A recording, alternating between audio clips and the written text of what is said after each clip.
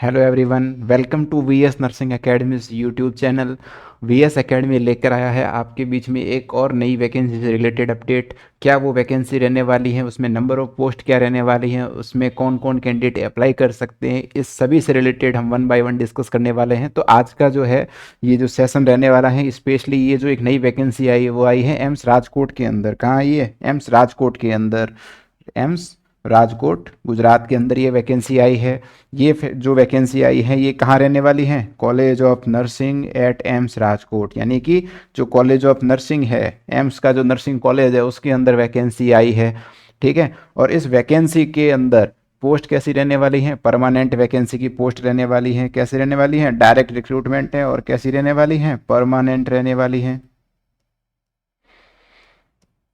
Permanent post रहने वाली हैं। इसके फॉर्म जो हैं वो आ गए हैं। कब से आएंगे, उसकी क्या डिटेल्स हैं? तो उसमें जो फॉर्म स्टार्ट होने का जो डेट दिया है वो दिया है 23 मई को दिया है। 23 मई यानी कि इसी महीने से इसके क्या है फॉर्म स्टार्ट हो जाएंगे। इसके एप्लीकेशंस का जो लिंक है वो रहेगा आपका जो eamsrajkot.edu.in रिक्रूटमेंट सेक्शन में अगर आप जाएंगे तो वहाँ आपको मिलेगा एम्स की वेबसाइट पे। फिर हम बात करते हैं कि इसकी जो लास्ट डेट रहने वाली, वो लास्ट डेट क्या रहने वाली है? तो वो लास्ट डेट रहने वाली है 12 जून 2026, यानी कि 12 जून जो है वो इसका क्या रहने वाला है? लास्ट डेट रहने वाला है। और 12 जून को कब? शाम 5 बजे तक, 5 PM इवनिंग तक आप फॉर्म फिल कर सकते हैं। फिर हम बात करेंगे इस वैकेंसी के अंदर नंबर ऑफ पोस्ट कितने रहने वाले हैं और नंबर ऑफ पार्टिसिपेंट्स जो हैं उससे रिलेटेड हम सारा कंटेंट देखेंगे कि क्या क्या चीज़ें रहने वाली हैं। तो सबसे पहले हम देखते हैं कि नंबर ऑफ पोस्ट। तो नंबर ऑफ पोस्ट की अगर हम बात करें तो वो टोटल रहने वाला है 13। इसमें कौन कौन सी पोस्ट रहने वाली है? तो हम बात करेंगे कि एसोसिएट प्रोफेसर की पोस्ट रहने वाली है 2। और वो 2 पोस्ट जो रहने वाली है वो रहने वाली है यूआर कैटेगरी से। कौन सी कैटेगरी से? यूआर कैटेगरी से। और उसका लेवल क्या रहने वाला है? 7 CPC के अकॉर्डिंग लेवल 12 रहने वाला है। बहुत ही अच्छी सैलरी है। फिर हम बात करेंगे असिस्टेंट प्रोफेसर या लेक्चरर इन नर्सिंग। इसके लिए सैलरी जो रहने वाली वो लेवल 11 के अकॉर्डिंग रहने वाली है। टोटल पोस्ट कितनी रहने वाली है? नंबर ऑफ पोस्ट 3 रहने वाली है। और ये 3 पोस्ट जो हैं वो किस कैटेगरी से हैं? वो तीनों पोस्ट जो हैं वो जनरल कैटेगरी से हैं। फिर हम बात करेंगे ट्यूटर की पोस्ट। जो ट्यूटर जो हैं, क्लिनिकल इंस्ट्रक्टर की जो पोस्ट हैं उसकी सैलरी 7th CPC के अकॉर्डिंग लेवल 10 का जो सैलरी रहने वाला है वो सैलरी इनको मिलेगा। फिर हम बात करते हैं कि नंबर ऑफ पोस्ट कितनी रहेगी ट्यूटर के लिए। तो नंबर ऑफ पोस्ट रहने वाली है 8। ट्यूटर की कितनी पोस्ट है? 8 पोस्ट हैं। फिर हम बात करते हैं किस कैटेगरी की कितनी पोस्ट रहने वाली है। तो यूआर की जो पोस्ट रहने वाली है वो 5 रहने वाली है ट्यूटर में, ओबीसी में 2 और एससी से 1 कैंडिडेट। टोटल 8 पोस्ट रहने वाली है, जिसमें 5 जो रहने वाली है वो जनरल से और 2 रहने वाली है ओबीसी से और 1 रहने वाली है एससी कैटेगरी से। टोटल अगर हम बात करें कि सारी पोस्ट अगर आप चेक करें एसोसिएट, असिस्टेंट और ट्यूटर, तो ये रहने वाली है 13। तो काफ़ी अच्छे नंबर्स हैं। फिर हम बात करेंगे कि इनके जो एलिजिबिलिटी क्या रहने वाली है, एग्ज़ाम का प्रोसेस क्या रहने वाला है, उसके ऊपर हम डिस्कस करेंगे। तो हम बात करें एसेंशियल क्वालिफिकेशन की अगर, तो एसेंशियल क्वालिफिकेशन जो रहने वाला है अलग अलग पोस्ट के लिए अलग अलग क्राइटेरिया है। तो हम बात करें एसोसिएट प्रोफेसर के लिए, किसके लिए? एसोसिएट प्रोफेसर या रीडर इन नर्सिंग। तो इसकी जो पोस्ट है इसके लिए आपका जो एसेंशियल क्वालिफिकेशन जो मांगा गया है वो मांगा गया है masters degree in nursing from a recognise institute और यूनिवर्सिटी। मतलब क्या होना चाहिए? कम से कम आपके पास MSc नर्सिंग होना चाहिए, तभी आप क्या है एसोसिएट प्रोफेसर का फॉर्म फिल कर सकते हैं। उसके अलावा आप रजिस्टर्ड नर्स होने चाहिए, किसी भी स्टेट काउंसिल में आप रजिस्टर्ड हो, रजिस्टर्ड नर्स आप होने चाहिए। इसके अलावा जो मेन जो रहने वाला है वो रहने वाला है एक्सपीरियंस। तो एक्सपीरियंस कितना रहने वाला है? 8 year experience after MSc nursing including 5 year teaching experience in nursing. मतलब क्या है कि अगर किसी को एसोसिएट का फॉर्म भरना है तो उसके लिए उसके पास कम से कम 8 साल का एक्सपीरियंस होना चाहिए। 8 साल के एक्सपीरियंस में से भी मिनिमम 5 ईयर जो है वो क्या रहने वाला है? वो रहने वाला है टीचिंग एक्सपीरियंस। थोड़ा बहुत अगर क्लिनिकल का है तो वो आपका अदर में काउंट हो जाएगा, लेकिन टोटल 8 ईयर में से भी मिनिमम 5 जो है वो आपका क्या रहने वाला है? कॉलेज का एक्सपीरियंस होना चाहिए। ठीक है। टोटल 8 ईयर एक्सपीरियंस चाहिए एसोसिएट के लिए। फिर हम बात करें एज लिमिट कितनी रहने वाली है। तो इनके लिए एज रहने वाली है बिलो 50। जो 50 साल से छोटे लोग हैं वही लोग ये क्या कर सकते हैं? एसोसिएट का फॉर्म फिल कर सकते हैं। फिर हम बात करते हैं नेक्स्ट असिस्टेंट प्रोफेसर की। तो असिस्टेंट प्रोफेसर की पोस्ट के लिए क्या उसमें एलिजिबिलिटी रहने वाली है? तो एसोसिएट के बाद में आता है असिस्टेंट प्रोफेसर्स या लेक्चरर इन नर्सिंग। तो हम बात करेंगे कि इनके लिए क्या चाहिए, तो इनके लिए masters degree in nursing from a recognized institution और यूनिवर्सिटी। कहने का मतलब क्या है, एमएससी नर्सिंग होना ज़रूरी है, एसोसिएट में भी एमएससी चाहिए, असिस्टेंट के लिए भी एमएससी नर्सिंग चाहिए, ठीक है। रजिस्टर्ड नर्स होना चाहिए, किसी भी काउंसिल से आप रजिस्टर्ड हो सकते हैं, नो टेंशन। फिर इसके बाद हम बात करेंगे जो इंपॉर्टेंट एस्पेक्ट है वो है एक्सपीरियंस का। तो एक्सपीरियंस कितना चाहिए, तो इसमें एक्सपीरियंस के बारे में बताया 5 year experience with a minimum of 2 year teaching experience in nursing. कहने का मतलब क्या है कि टोटल आपको असिस्टेंट के लिए 5 ईयर का एक्सपीरियंस होना चाहिए, ठीक है। 5 ईयर में से भी क्या है, मिनिमम 2 ईयर्स का आपका टीचिंग एक्सपीरियंस होना मैंडेटरी है। अगर टोटल 5 ईयर है तो कोई दिक्कत नहीं टीचिंग का, लेकिन कम से कम 2 साल का तो आपको क्या है, टीचिंग एक्सपीरियंस होना ही चाहिए। फिर हम बात करें कि जो इसकी एज लिमिट क्या है, इसके लिए भी वही है कि जो आपका फॉर्म है उसकी लास्ट डेट तक आपकी एज क्या है, बिलो 50 होना चाहिए, मतलब 50 साल से कम, इसके लिए भी। फिर हम बात करेंगे ट्यूटर के लिए, जो फ्रेशर्स लोग हैं उनके लिए नहीं है, इसके लिए क्या है, आपको एक्सपीरियंस चाहिए। तो हम बात करेंगे ट्यूटर में क्या रहने वाला है, तो ट्यूटर की जो पोस्ट रहने वाली है, क्लिनिकल इंस्ट्रक्टर की जो पोस्ट रहने वाली है, उसके लिए एसेंशियल क्वालिफिकेशन क्या रहने वाला है, बीएससी नर्सिंग होना चाहिए। क्या होना चाहिए, बीएससी नर्सिंग होना चाहिए, या फिर क्या होना चाहिए, पोस्ट बीएससी नर्सिंग होना चाहिए, ठीक है। क्या रहने वाला है, पोस्ट बीएससी नर्सिंग। जो जीएनएम कैंडिडेट अगर उन्होंने पोस्ट बीएससी किया है तो वो अप्लाई कर सकते हैं, ठीक है। इसके अलावा degree from an post BSc nursing degree from an Indian nursing council recognized institute और यूनिवर्सिटी। ऐसे इंस्टीट्यूट और यूनिवर्सिटी से होना चाहिए जो क्या हो, आईएनसी से एफिलिएटेड हो, अप्रूव्ड हो, और रजिस्टर्ड होना चाहिए आपका नर्सिंग काउंसिल के अंदर। फिर आपका है एक्सपीरियंस, जो इंपॉर्टेंट एस्पेक्ट है कि ट्यूटर के लिए कितना एक्सपीरियंस चाहिए, तो ट्यूटर के लिए 3 ईयर का टीचिंग एक्सपीरियंस मांगा गया है। मतलब क्या है, क्लिनिकल एक्सपीरियंस इसमें नहीं चलेगा, 3 ईयर टीचिंग एक्सपीरियंस। स्पेशली इन्होंने मेंशन किया है कि 3 year teaching experience in nursing. Nursing के अंदर क्या है, 3 ईयर का मिनिमम एक्सपीरियंस आपको चाहिए। डिजायरेबल की अगर हम बात करें कि डिजायरेबल क्या है, MSc nursing, master of nursing degree from an Indian nursing council recognized institute. कहने का मतलब ये है कि आपका जो मास्टर्स डिग्री है वो भी अगर है तो वो डिजायरेबल है। अगर बीएससी का कैंडिडेट भी है और एमएससी का कैंडिडेट भी ट्यूटर की पोस्ट पे फॉर्म फिल करता है तो प्रेफरेंस जो मिलेगी इंटरव्यू के अंदर, तो वो सब क्या मिलेगी, एमएससी वाले को ज़्यादा मिलेगा, ठीक है। और वो कैसा होना चाहिए, आईएनसी से सर्टिफाइड होने चाहिए दोनों, बीएससी और एमएससी जो है वो आपका आईएनसी एफिलिएटेड कॉलेज होना चाहिए। फिर बात करते हैं कि इसके लिए एज क्या रहने वाला है, तो इसके लिए ट्यूटर की जो वैकेंसी है इसमें एज जो है बिलो 35 ईयर, 35 साल, 35 ईयर्स जो एज हैं वही कैंडिडेट क्या है इसमें फॉर्म फिल कर सकते हैं, बिलो 35 वाले। फिर हम बात करेंगे इसके एग्जाम की फीस वगैरह से रिलेटेड। तो जो एप्लीकेशन फीस रहने वाली है, तो एप्लीकेशन फ़ी रहने वाली है 500 rupees for the general OBC and EWS. तो 500 रुपये फीस रहेगी जनरल ओबीसी और ईडब्ल्यूएस के कैंडिडेट के लिए। फिर हम बात करते हैं कि जो एससी एसटी और जो पीडब्ल्यू वाले हैं, फिजिकली जो वीक हैं, उनके लिए क्या रहने वाला है, एग्जेम्प्टेड, मतलब उनके फॉर्म क्या है, फ्री है, ठीक है। एससी एसटी और पीडब्ल्यू के जो कैंडिडेट हैं, पीएच जो हैं, उनके लिए क्या रहने वाला है, एप्लीकेशन फीस फ्री रहने वाली है।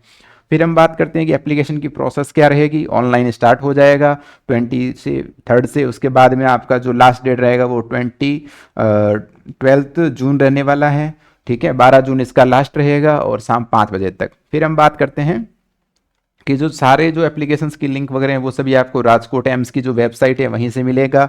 इसके बाद में आपका जो ईमेल आईडी है वो आपका कौन सा होना चाहिए, एक्टिव होना चाहिए। जो भी आप मेल आईडी फॉर्म में फिल करते हैं वो एक्टिव मेल आईडी होना ज़रूरी है। फिर हम बात करेंगे कि जो एक अलग से इन्होंने एक पॉइंट दिया है कि ये separate application must be filled for each post, that is associate professor, assistant professor and tutor, ठीक है। अगर कोई कैंडिडेट ऐसा है जिसके पास एक्सपीरियंस ज़्यादा है तो वो ट्यूटर का फॉर्म भी फिल कर सकता है, असिस्टेंट का भी कर सकता है और एसोसिएट का भी कर सकता है। तो जो है तो उनको अलग अलग फॉर्म फिल करना है तो अलग अलग पेमेंट करना पड़ेगा और अलग अलग कैटेगरी में ही उनको अप्लाई करना पड़ेगा, ठीक है। फिर हम बात करते हैं इसकी जो एज लिमिट रहने वाली है, जो एज काउंट की जाएगी वो 12 जून तक काउंट की जाएगी। फिर हम बात करते हैं कि किसको कितना रिलैक्सेशन मिलने वाला है इस वैकेंसी के अंदर एज में। तो अगर कोई एससी एसटी का कैंडिडेट है तो उसको कितना रिलैक्सेशन मिलने वाला है, 5 ईयर का एज रिलैक्सेशन है।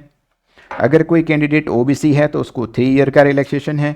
अगर कोई पीडब्ल्यू का कैंडिडेट है तो उसको कितना है, 10 ईयर्स का एज रिलैक्सेशन है। अगर कोई कर्मचारी जो है वो एम्स राजकोट के अंदर एम्प्लॉय है, कोई बंदा जो है, कोई भी व्यक्ति जो है, अगर वो एम्स राजकोट के अंदर वर्क कर रहा है तो उसको 5 ईयर का एज रिलैक्सेशन मिलने वाला है। और एक्स सर्विसमैन है तो उसको 5 ईयर का रिलैक्सेशन मिलने वाला है। ठीक है, अब हम बात करते हैं इसके अलावा और क्या क्या रहने वाला है। आपका जो रिजर्वेशन से रिलेटेड है कि जैसे ओबीसी का सर्टिफिकेट है, ईडब्ल्यूएस का सर्टिफिकेट है, वो कब से कब तक का बना होना चाहिए, ये सब ऐसे सेपरेटली पीडीएफ में मेंशन है। और कब से कब तक का होना चाहिए, कौन से फाइनेंशियल ईयर के अकॉर्डिंग होना चाहिए, वो आप इसमें से जो हमारा ऑनलाइन टेलीग्राम चैनल है और जो वेबसाइट है वहाँ पर आपको ईजिली अवेलेबल हो जाएगा ऐप पे। फिर हम बात करते हैं, ये भी ईडब्ल्यूएस के लिए हैं, एससी एसटी के लिए कैसे सर्टिफिकेट होना चाहिए, ये सब उससे रिलेटेड डेटा है। फिर हम बात करते हैं नेक्स्ट जनरल कंडीशन। तो जनरल कंडीशन क्या रहने वाली है कि जो पोस्ट हैं वो जो है सेंट्रल गवर्नमेंट के अंडर रहने वाली है। टोटली किसके अंडर रहने वाली है, सेंट्रल गवर्नमेंट के अंदर में। कैंडिडेट जो है वो सेटिस्फाई करना चाहिए all eligibility criteria before online application form. आप कोई भी फॉर्म फिल करते हैं उसका जो कैटेगरी है उसके अंदर जो एसेंशियल क्वालिफिकेशन है वो आपका होना चाहिए, तभी आप फॉर्म फिल करें, वरना ना करें। फिर एक इंपॉर्टेंट क्वेश्चन आता है, कई बार सभी कैंडिडेट कहते हैं कि एक्सपीरियंस कैसे काउंट होगा। तो एक्सपीरियंस से रिलेटेड है कि जो एक्सपीरियंस है वो कैसे काउंट होगा। The experience will be counted as on the last date of submission of online application after obtaining the prescribe educational qualification. कहने का मतलब ये है, फॉर्म फिल करने की लास्ट डेट फॉर एग्जाम्पल 12 जून है। ठीक है, अगर किसी कैंडिडेट का एक्सपीरियंस मान लो क्या हो रहा है, थोड़ा सा कम पड़ रहा है, लेकिन क्या होना है, अगर वो 12 तक पूरा हो जाता है तभी वो एलिजिबल है। मान लो ट्यूटर का फॉर्म भरना है मेरे को, लेकिन मेरा एक्सपीरियंस थोड़ा कम पड़ रहा है 1-2 महीने का, तो मैं सोच रहा हूँ मैं फॉर्म फिल कर दूँ, तो ऐसा नहीं होना चाहिए। ऐसा फॉर्म एक्सेप्टेड नहीं है, न उसका पैसा आपको वापस मिलेगा। तो आपका लास्ट डेट जो है फॉर्म फिल करने की, उस डेट तक आपका एक्सपीरियंस पूरा हो जाना चाहिए। जैसे 3 ईयर का, 8 ईयर्स, 5 ईयर्स, जो भी आपका पोस्ट के अकॉर्डिंग एक्सपीरियंस मांगा गया है वो उसके अकॉर्डिंग पूरा हो जाना चाहिए लास्ट डेट तक। फिर हम बात करते हैं कि जो सीबीटी रहने वाला है, जो एग्ज़ाम पैटर्न रहने वाला है वो कैसा रहने वाला है। सीबीटी यानी कि ऑनलाइन एग्ज़ाम होगा। कैसे होगा, ऑनलाइन एग्ज़ाम होने वाला है। ठीक है, और उसके लिए भी क्या है, कुछ क्राइटेरिया है कि हम जो शॉर्ट लिस्ट करेंगे वो 1:10 की रेशियो में किया जाएगा। जैसे एक पोस्ट है तो उसके लिए कितने 10 कैंडिडेट को ही क्वालिफाई किया जाएगा। ठीक है, जैसे ट्यूटर के लिए 8 पोस्ट है, 8 को 1:10 करेंगे अगर, तो लगभग 80 कैंडिडेट जो है वो शॉर्ट लिस्ट होंगे।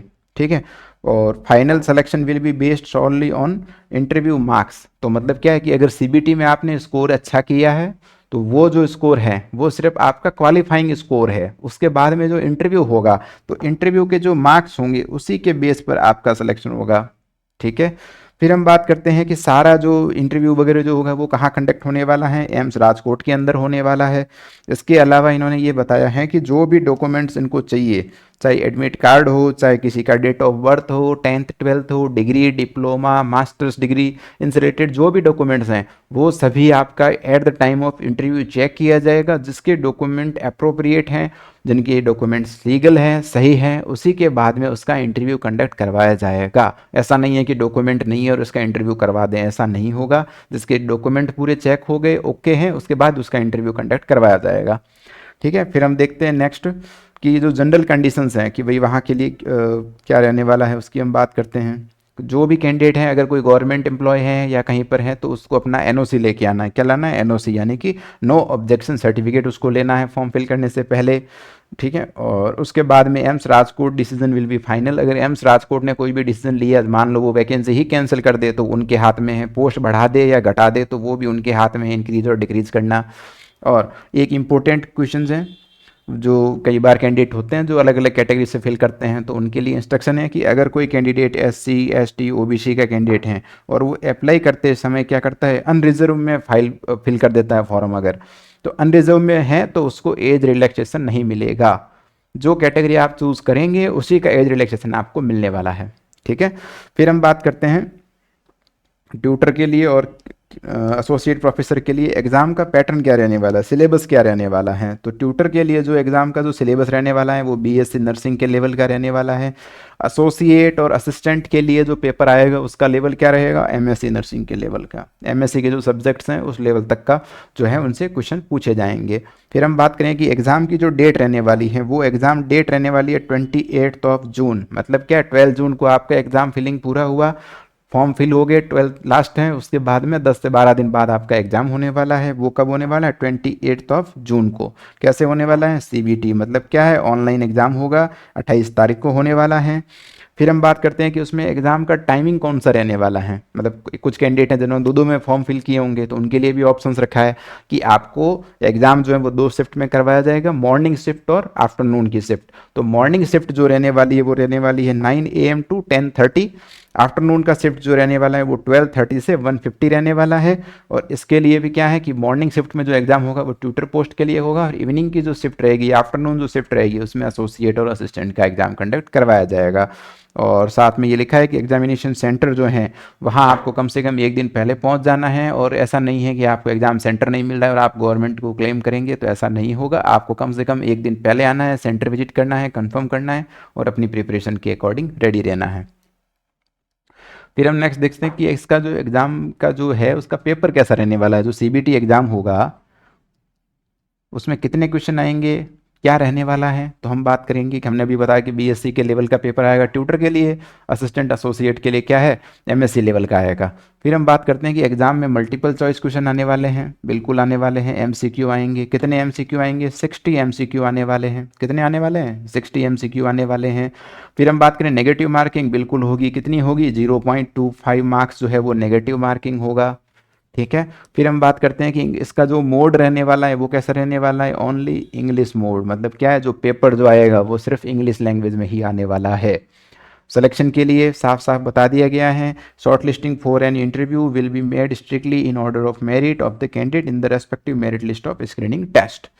ठीक है। And overall merit is based on percentile obtain by all candidate appearing in the screening test will be prepared. The candidate will various category who overall percentile in the test।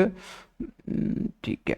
अब इनका ये कहने का मतलब है कि हमने क्या है, एग्ज़ाम करवाया, उस एग्ज़ाम में भी आपको कुछ मिनिमम मार्क्स लेके आने हैं। तो मिनिमम क्वालिफाइंग जो परसेंटाइल जो होने वाला है वो हर कैटेगरी के लिए अलग अलग होने वाला है। जनरल और ईडब्ल्यूएस के कैंडिडेट के लिए 50% रहने वाला है कि आपको जो एग्ज़ाम में जितने नंबर का भी पेपर आए उसमें से आपको 50% मार्क्स आने चाहिए। ओबीसी वाले कोई हैं तो उनके लिए 45% है, और एससी एसटी और पीएच के जो कैंडिडेट हैं, पीडब्ल्यू के जो कैंडिडेट हैं, उनके लिए क्या रहने वाला है? 40% मार्क्स कंपलसरी है। तभी आप क्या होंगे? क्वालिफाई होंगे फॉर द इंटरव्यू। इसके अलावा उन्होंने ये लिखा है कि in the matter of selection the decision of executive director AIIMS Rajkot shall be final. मतलब जो एम्स के जो डायरेक्टर हैं उनके डिसीजन जो है वही फाइनल रहने वाले हैं। इसके अलावा एक इम्पोर्टेंट लाइन इन्होंने ऐड किया है कि BSc nursing MSc nursing must be from an institution recognise by the Indian nursing council. मतलब क्या है कि बीएससी नर्सिंग एमएससी नर्सिंग कैसे होने चाहिए? रिकॉग्नाइज होने चाहिए। किससे? इंडियन नर्सिंग काउंसिल से। ठीक है। तो जो भी कैंडिडेट हैं वो बीएससी नर्सिंग और एमएससी नर्सिंग जहाँ से भी करें आईएनसी सर्टिफाइड कॉलेज से ही उनको करना है। ठीक है। उसके बाद में जो डिग्री है वो सभी स्टेट नर्सिंग काउंसिल से रजिस्टर्ड होना चाहिए, नर्सिंग काउंसिल में आप रजिस्टर्ड होने चाहिए। ठीक है। और उसके अलावा आपका ये है कि आपके सीबीटी का कोई वेटेज नहीं रहने वाला है। ये यहाँ पर इन्होंने साफ साफ मेंशन कर दिया है कि the performance in CBT will carry no weightage. मतलब कोई भी वेटेज नहीं है in the interview, and final selection will be based on performance in the interview only. Final selection जो होगा वो सिर्फ आपके इंटरव्यू की जो परफॉर्मेंस रहने वाली है उसी के बेस पे होने वाला है। ठीक है। और सारे अपडेट के लिए आपको क्या करना है, सारे अपडेट्स जो हैं वो आपको वेबसाइट पे और आपकी जो मेल आईडी आप फॉर्म फिल करते समय देंगी उसी में आपको उसके अपडेट मिलेंगे। किसी को भी फॉर्म को हार्ड कॉपी में नहीं भेजना है, कोई भी डॉक्यूमेंट हार्ड कॉपी में फ़िलहाल नहीं भेजना है। फिर हम बात करते हैं कि अदर इन्फॉर्मेशंस की प्रोबेशन कितना रहने वाला है, 2 साल का रहने वाला है। कि उनकी लास्ट डेट तक सारे डॉक्यूमेंट के अकॉर्डिंग एक्सपीरियंस वगैरह सब पूरे हो जाने चाहिए, तभी वो क्या होगा, कंसिडर किया जाएगा। ठीक है। और भी कोई अगर आपको इंक्वायरी वगैरह है तो आप recruitment@amsrajkot.edu पर आप क्या कर सकते हैं, मेल कर सकते हैं। ठीक है। तो ये सभी आपका है डिटेल। और इसके अलावा आपका सारे जो राइट्स हैं वो एम्स राजकोट के पास हैं, तो वो इंक्रीज करे चाहे डिक्रीज करे नंबर ऑफ वैकेंसी। और canvassing of any kind will be disqualification. अगर आप कोई भी छेड़छाड़ करते हैं अगर कुछ भी, तो उसके लिए क्या है, आपका जो है फॉर्म डिस्क्वालीफाई किया जा सकता है। और कोर्ट ऑफ लॉ जो है वो गुजरात कोर्ट के रहने वाले हैं। और इसके अलावा कोई भी अगर दिक्कत होती है तो आप क्या करेंगे, एम्स की वेबसाइट पे जो मेल आईडी दे रखी है उनसे कांटेक्ट करेंगे दिल्ली अपडेट के लिए, amsrajkot.edu। ठीक है, इसके अलावा कुछ फॉर्मेट्स हैं, कौन कौन सी कैटेगरी के लिए कौन से हैं, जैसे ये ओबीसी के लिए हैं, एक हैं कि कैंडिडेट ओबीसी वालों के लिए डिक्लेरेशन है, ये सभी आपको जैसे फाइनेंशियल ईयर के लिए हैं, ईडब्ल्यूएस के लिए, तो इस टाइप से सारे डॉक्यूमेंट्स हैं, इनको अच्छे से चेक करना है। डॉक्यूमेंट्स हमेशा सही होने चाहिए, लीगल होने चाहिए, तभी आपको क्या करना है, फॉर्म फिल करना है। तो लास्ट में हम यही कहेंगे कि ये जो वैकेंसी आई है बहुत ही अच्छी वैकेंसी है। टोटल पोस्ट 13 रहने वाली हैं। मोस्टली जो बीएससी कैंडिडेट हैं उनके लिए तो गोल्डन अपॉर्चुनिटी है कि ट्यूटर की जो पोस्ट आई हैं वो कितनी है, टोटल 8 पोस्ट रहने वाली हैं ट्यूटर के लिए। ठीक है, तो ट्यूटर के लिए अच्छे से तैयारी करो। रिटन एग्जाम हो जाएगा, रिटन एग्जाम होने के बाद आपका इंटरव्यू है, इंटरव्यू में आपको अच्छे से परफॉर्म करना है और 100% आपको सिलेक्शन है। और नर्सिंग ऑफिसर के कंपेयर में ट्यूटर की सैलरी क्या होती है, ज़्यादा होती है, और टाइम और कंफर्ट जो है वो ज़्यादा होता है। ठीक है, तो इसीलिए अपनी अच्छे से प्रिपरेशन करनी है। इसी प्रकार के सारे अपडेट्स के लिए आपको क्या है, वीएस नर्सिंग एकेडमी के साथ जुड़े रहना है। और भी कोई भी अगर आपको कोई क्वेरी होती है तो आपको क्या करना है, कोई भी दिक्कत हो कमेंट सेक्शन में आप मेंशन करिएगा, आपको उसका जो भी आंसर है वो आपको मिलेगा। डाउनलोड करना है आपको वीएस नर्सिंग एकेडमी का ऐप, यूट्यूब चैनल को आपको सब्सक्राइब करना है, टेलीग्राम चैनल को ज्वाइन करना है, इंस्टाग्राम पे भी एक पेज है उसको फॉलो करना है। तो सारे अपडेट आपको नर्सिंग से रिलेटेड, चाहे वो एनक्लेक्स से रिलेटेड हो, नॉर्सेट हो, पीजीआई हो, केजीएमयू हो, सारी वैकेंसी से रिलेटेड सारे के सारे अपडेट आपको मिलते रहेंगे। Thank you so much.